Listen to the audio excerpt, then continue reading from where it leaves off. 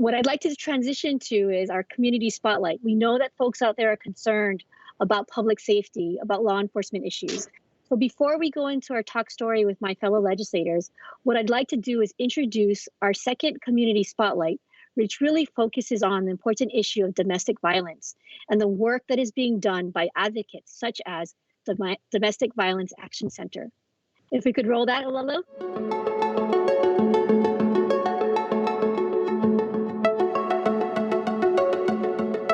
So my name is Nanci Kreidman, and I work with the Domestic Violence Action Center.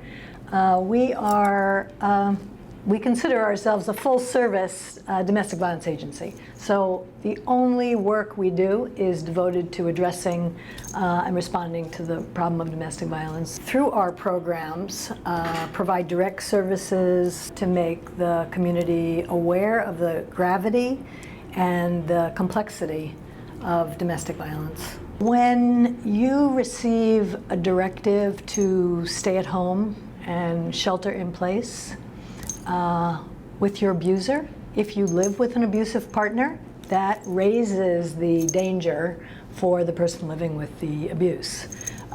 There's no escape. There's no time out to go to school or work. Neither partner is leaving to go to work.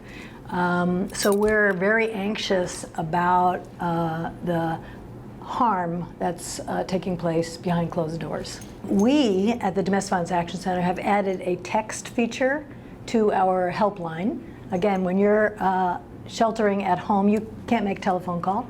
The person is standing right next to you or in the next room. It's very risky to make a call. So we've added a text feature to our helpline and a chat feature to our website. So if people are working at home, it could look like they're working at home and being in communication with us.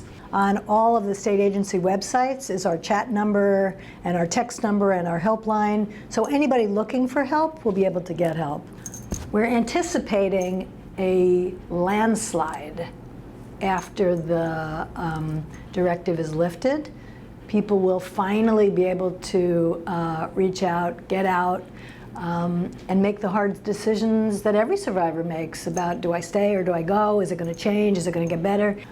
So we're trying to brace ourselves and beef up our resources so that when that landslide occurs, we're going to be ready to help everybody who needs us. It's tricky to work from home. I mean, we had to put everybody in a half part-time work at home, work in the office, if it's not possible. Some people live in situations where there's no confidentiality because they live with other people. So we sort of had to figure out how to manage staffing. There are 50 of us, staffing so that there's a reduced number of people in the office and that everything can still function. I mean, there have been some pretty brilliant initiatives stood up in other places across the globe. I don't know if you're familiar with what's going on in France, but I'm sort of dreaming of something similar here. In France, they have created a way for survivors to use a code when they go, let's say, into a pharmacy.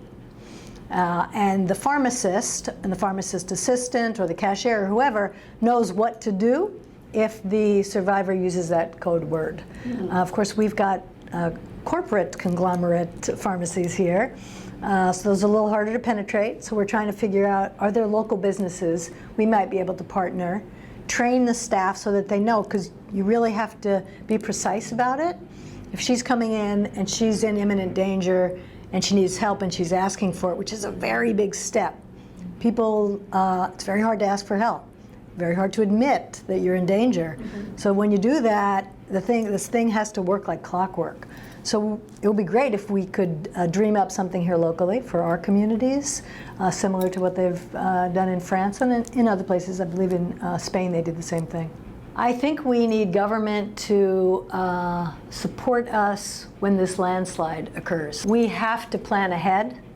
I mean, right now we're living in the moment, but we have to do a little visioning. That's one thing.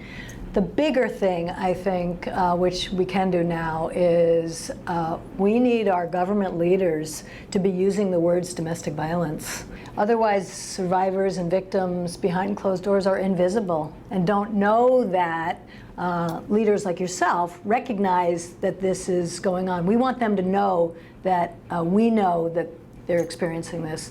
So the governor, our House members, our senators, our mayor, our police chief, our attorney general, everybody, our business leaders, everybody has to use the words domestic violence, not just me. I mean, the most important thing is to let the community know that we are here, we are active, we are responsive, and we are ready to help anybody who needs help. Every loss belongs to all of us as a community, so let's make sure we get out in front of it and let people know that we're here to help. Thank you, Nancy. Yeah, you're welcome. Thank you for being such a wonderful voice. You're welcome.